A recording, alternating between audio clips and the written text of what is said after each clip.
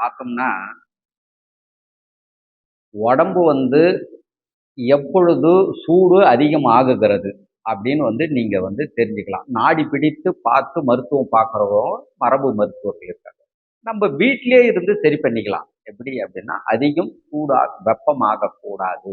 அது அந்த வெப்பமாகக்கூடாது அப்படின்னா, நம்ம செய்ய வேண்டியதெல்லாம் என்னன்னா, அதிகாலை எழுந்துக்க வேண்டியது, குயிக்காக படுக்க வேண்டியது.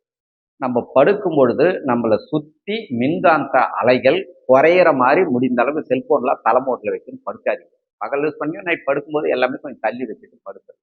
அடுத்து சனிக்கிழமைனா எண்ணெய் தேய்ச்சு குளிங்க. ரொம்ப ரொம்ப ரொம்ப ரொம்ப முக்கியமானது மசாஜ். அதே மாதிரி எண்ணெய் அதிகமாக தேய்க்கக்கூடாது, சளி பிடிக்கும். லேசா தேய்க்கணும்.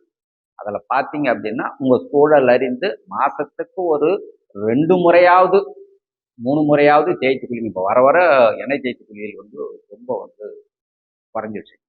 அதிகாலையில் யார் ஒருவர் எழுந்து கொள்கிறார்களோ கண்டிப்பாக உடலில் அந்த வெட்ட சூடு ஆணுக்கும் சரி பெண்ணுக்கும் சரி கண்டிப்பாக குறையும். ஆரோக்கிய குழந்தை பிறக்கும். புரியுங்களா? அதே மாதிரி உங்களுடைய உடலில் நோய் எதிர்ப்பு சக்தி பெருகும்.